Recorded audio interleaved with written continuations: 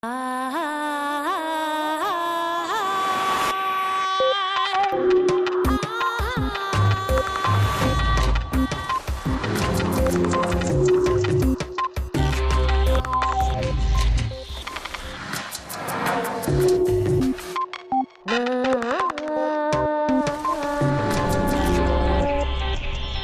cabe duda de que la realidad es distinta de cómo la vemos. Kia Nobre.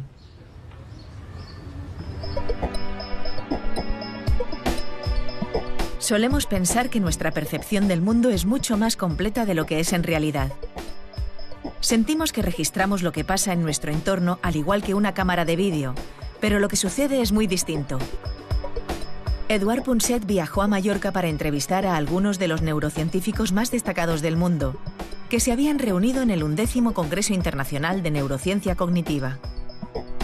En este capítulo de Redes, Kia Nobre, neurocientífica de la Universidad de Oxford, nos explica algunos de los recursos que utiliza el cerebro para hacerse una idea de lo que sucede en su entorno.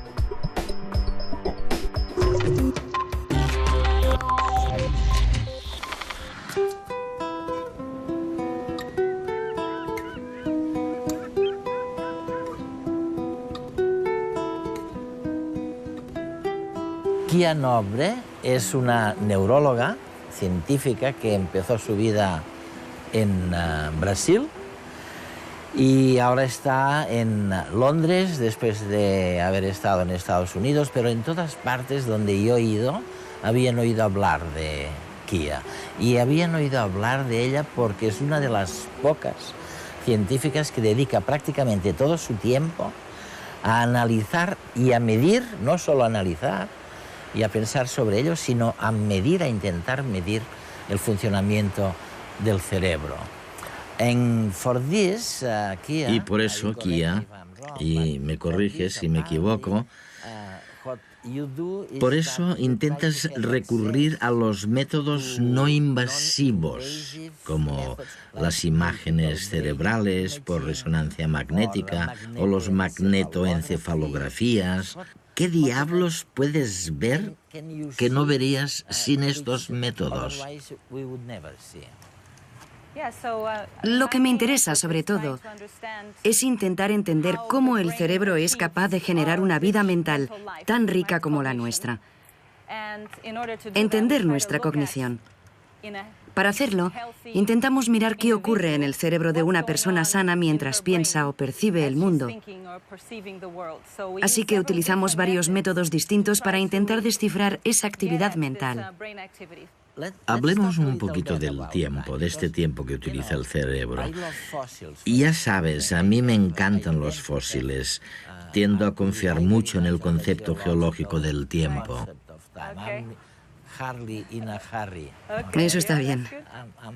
Estoy acostumbrado a pensar en millones de años, aunque otras personas no.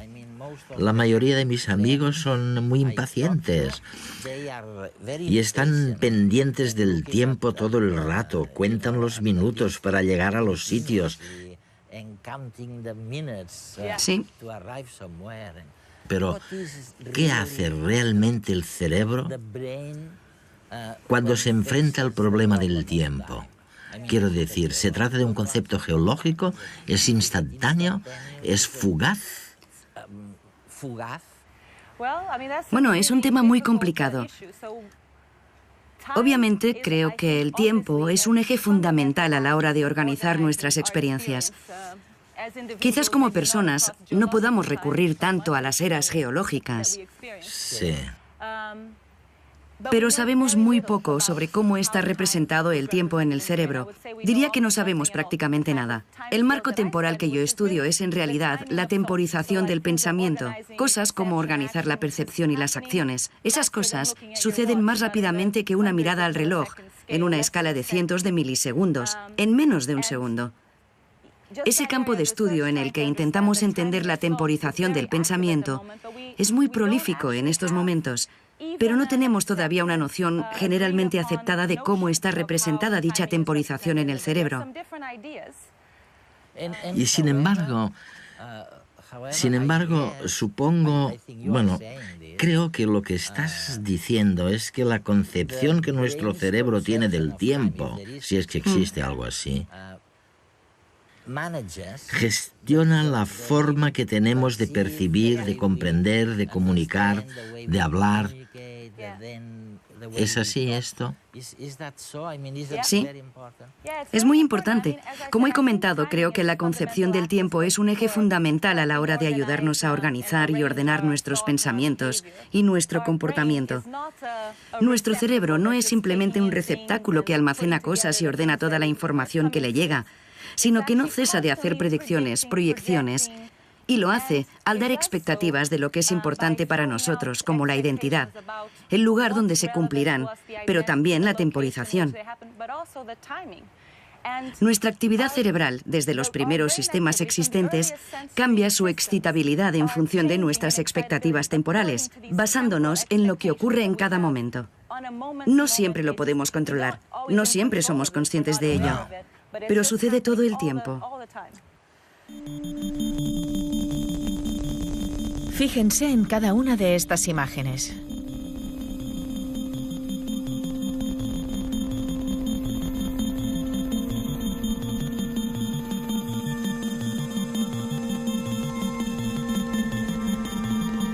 ¿Ha estado la imagen de la flor el mismo tiempo que las otras en pantalla? Veámoslo de nuevo.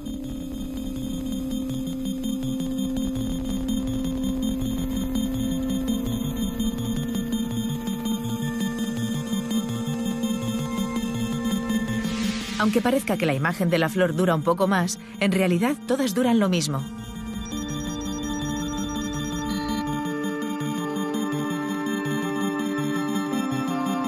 Al cerebro le gusta la variedad, y cuando hacemos que aparezca la imagen de la flor entre la monotonía de las tazas de café, el cerebro fija su atención sobre el objeto nuevo, haciendo que lo percibamos como si hubiera permanecido más tiempo en la pantalla, aunque no sea cierto.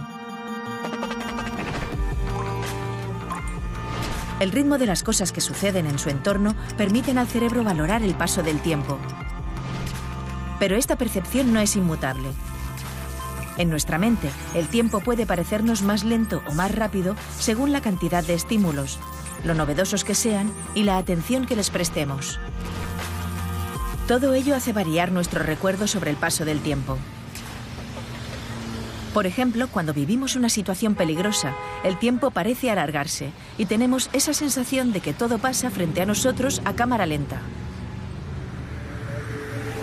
En esta situación, nuestro cerebro registra todos los nuevos sucesos que están teniendo lugar segundo a segundo.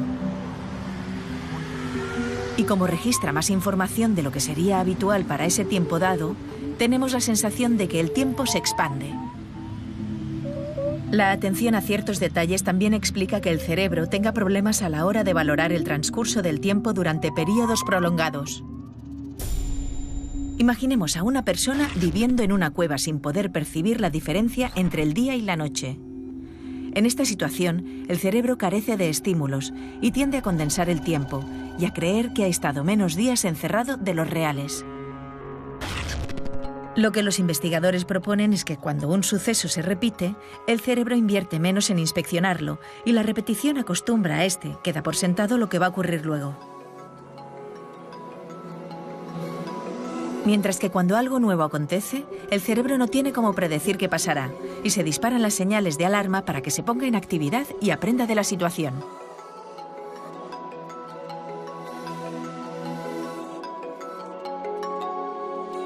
El tiempo no es solo relativo en el mundo exterior, sino también dentro de nuestras propias cabezas.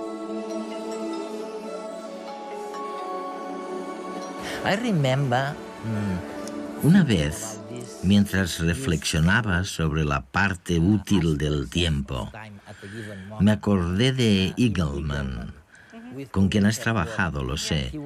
Él estuvo en redes también hace algunos años. Recuerdo algo que todo el mundo siente o percibe, y es que cuando te sientes amenazado por algo terrible como un accidente, cuando vas a morir, a no ser que ocurra algo, incluso cuando recuerdas eso, Incluso cuando te acuerdas de este tiempo, resulta que el tiempo va mucho más despacio. ¿Qué puedes contarme al respecto? ¿Cómo es posible? Bueno, que creo que David Eagleman es la persona que ha realizado los estudios más divertidos y disparatados sobre el puenting. No sé si te lo ha comentado, este tipo de cosas. Es cierto que cuando centramos nuestra atención en algo, cuando nos sucede algo amenazador y nos sentimos motivados para buscar qué ha pasado, estas cosas cambian nuestra percepción del tiempo.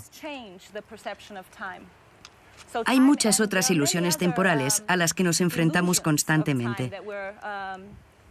Las damos por sentadas y no nos damos demasiada cuenta, pero si, por ejemplo, nos fijamos en la esfera de un reloj que se mueve, parece que el reloj se ha detenido un instante y que luego se vuelve a poner en marcha. Está relacionado con el hecho de centrar la atención en el tiempo que se retrasa, en el tiempo que se ralentiza. Y hay muchos casos. Creemos que el tiempo es algo lineal y predecible, pero es algo que moldea nuestras experiencias y el estado en el que nos encontramos como organismos. Es fantástico porque lo que sugieres es que en verdad estamos haciendo predicciones todo el tiempo. Sí. Que el cerebro manifiesta sus propias ideas sobre lo que está ocurriendo fuera. Sí. Y al mismo tiempo, esta proyección se combina con elementos o con informaciones que el cerebro recibe desde el exterior. Sí, sí, así es. Así que todo es muy tenue, muy impreciso, ¿no? Bueno, depende de para qué creas que sirve la percepción. Si piensas en ello como en una forma de obtener una visión fotográfica o cinematográfica del mundo, entonces la verdad es que lo hace fatal.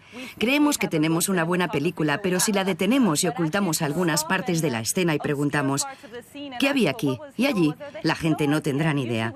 En general, como mucho, vemos dos cosas en un momento dado. Lo que sucede es que tenemos la sensación de verlo todo porque todas esas cosas son posibilidades, pero no están realmente codificadas. Ahora bien, si pensamos que la percepción existe para ayudarnos a hacer lo que tenemos que hacer, para sobrevivir en este mundo, entonces creo que de hecho es un muy buen sistema.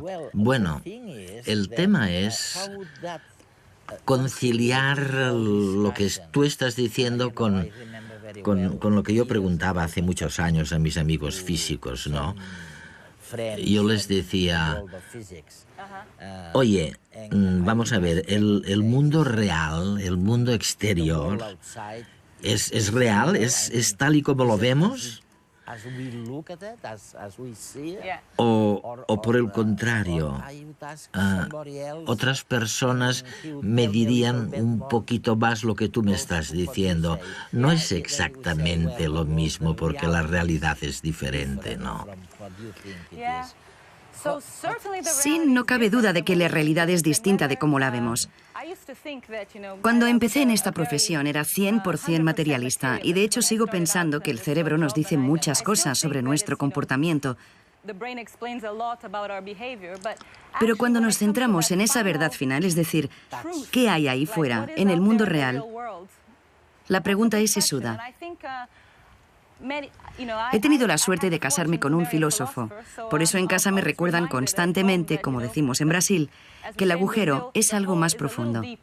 Y ya sabes, las cosas son complicadas y al fin y al cabo puede ser que el mundo no sea nada como lo que percibimos conscientemente. Pero a pesar de todo, podemos estudiar la cognición y su interacción con el mundo, nuestras acciones y el navegar por nuestra existencia de forma casi perpendicular al misterio que esconde esa gran pregunta. O sea, diría que existe un mundo ahí fuera, pero no creo que pueda probártelo. Es fantástico lo que estamos sugiriendo, porque en realidad estamos intentando contestar la vieja pregunta de saber si el mundo que vemos es el mundo que existe, tal y cual, ¿no?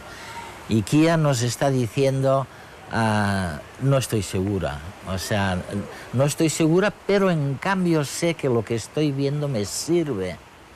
Me sirve para mi propia vida.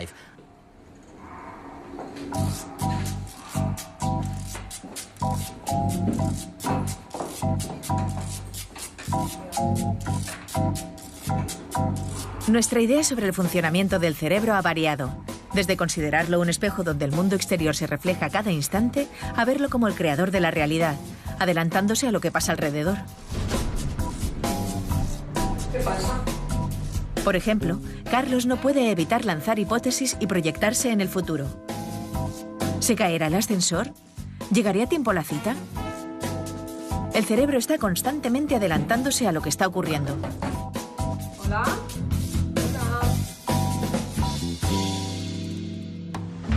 Por su parte, Marta se ha arreglado y ha preparado la cena.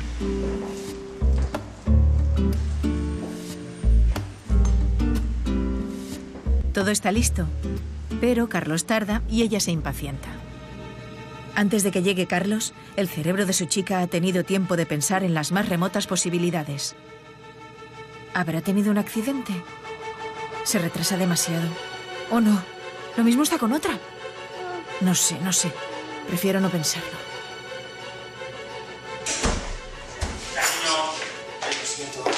Pero lo ha pensado. ¿Dónde habías metido? Y ahora que tiene a Carlos frente a ella, no puede evitar el notar ese nuevo aroma. ¿Cómo parece más desaliñado y nervioso que de costumbre? ¿Y esos cabellos en su camisa? Ya no le quedan dudas. Carlos ha estado con otra. ¿Cenamos?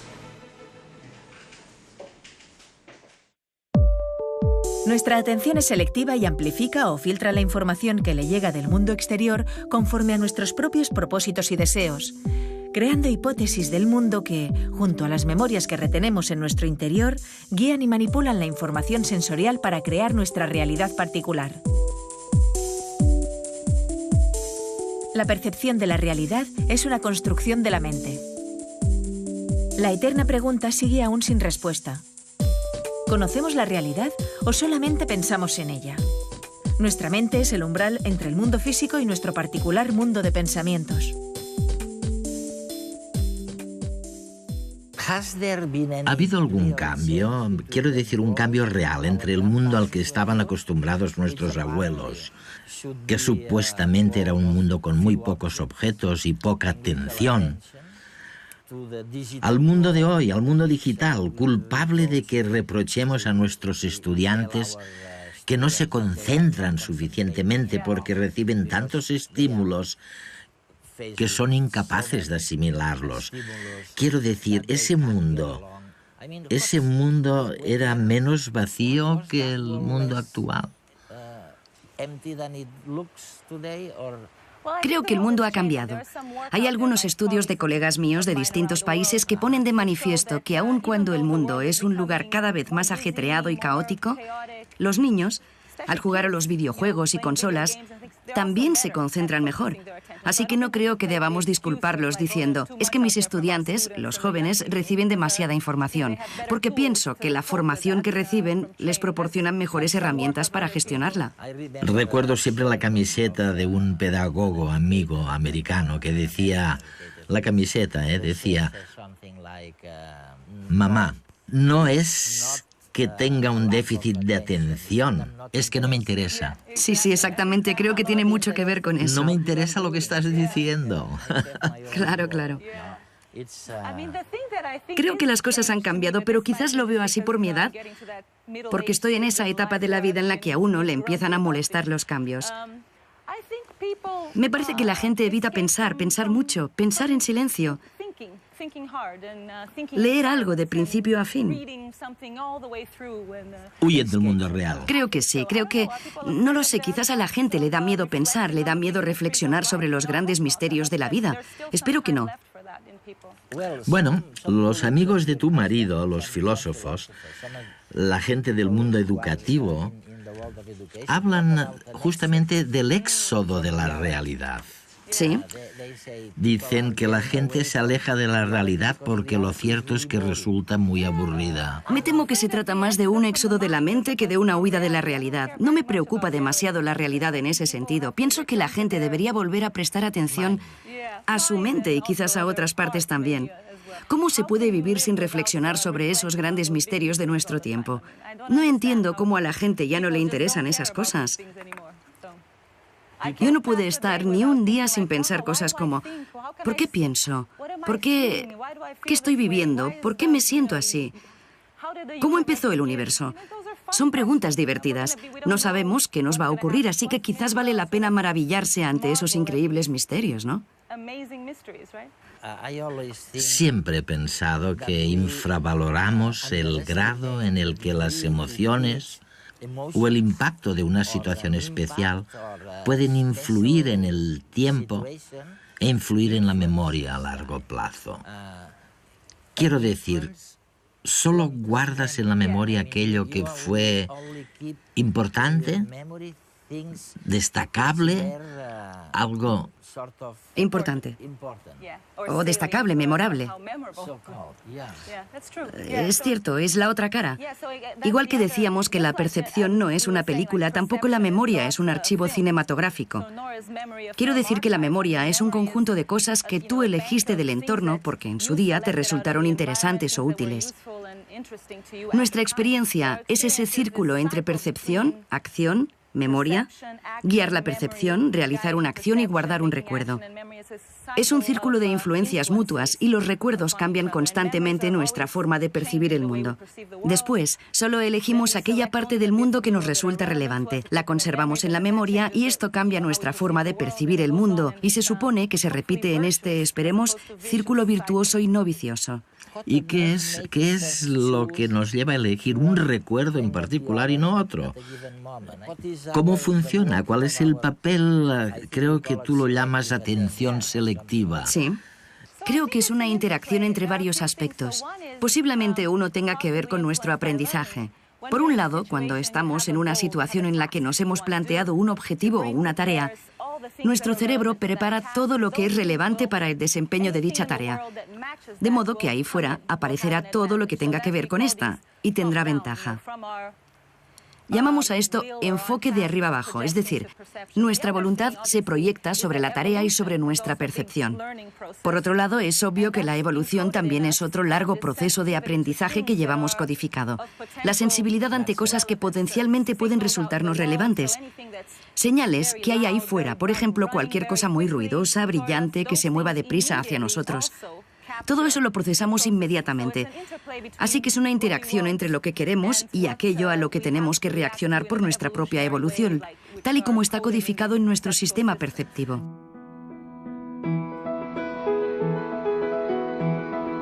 Hay psicólogos y neurólogos convencidos de que el cerebro es una chapuza, mientras que otros piensan que efectivamente es la máquina más asombrosa del universo. ¿Y dónde está la verdad?, se preguntarán ustedes. ¿En medio? Sorprende pensar que el cerebro, un subproducto terco de la evolución, está al mando de la nave y que tiene todo el poder de decisión tanto en lo que se refiere a la gestión de procesos automatizados como la respiración, como de procesos discrecionales y conscientes como cambiar de entorno o de pareja. A juzgar por nuestra historia evolutiva, diríamos que el cerebro, es un buen director, pero no nos engañemos.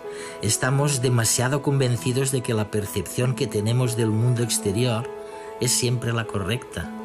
Creemos a pies juntillas en lo que estamos viendo. Y la verdad es que no hay nada más incierto. No podemos fiarnos de la imagen que el cerebro nos brinda de la realidad. La paradoja está en que sí podemos fiarnos, en cambio, de la intuición.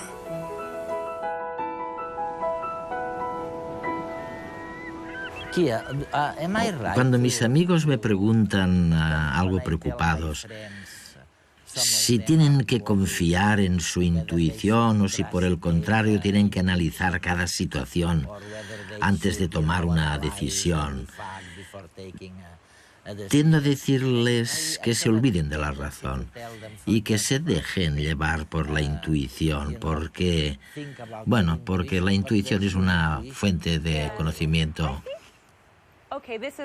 Creo que sí, no te voy a contestar con una respuesta contrastada, pero pienso que nuestra intuición es el resultado del largo proceso de aprendizaje de nuestra adaptación.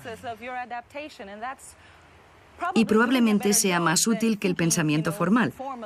Pero, por supuesto, creo que en algunos casos el pensamiento formal también ayuda.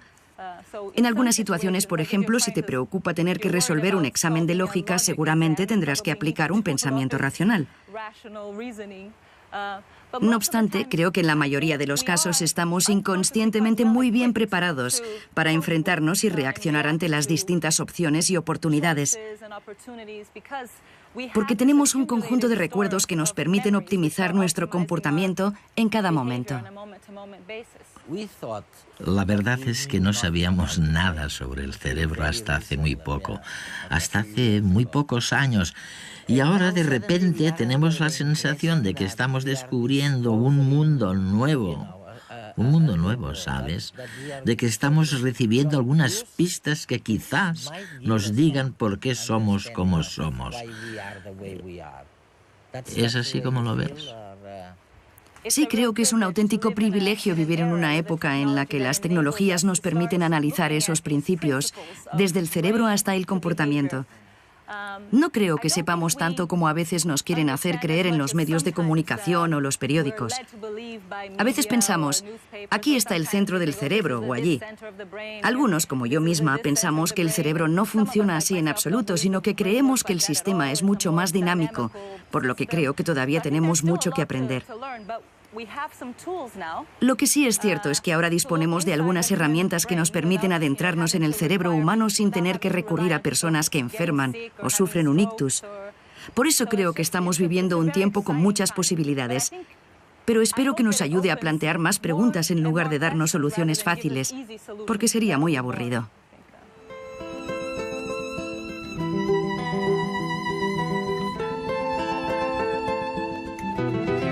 El tiempo es un eje fundamental a la hora de organizar nuestras experiencias. Kia Nobre.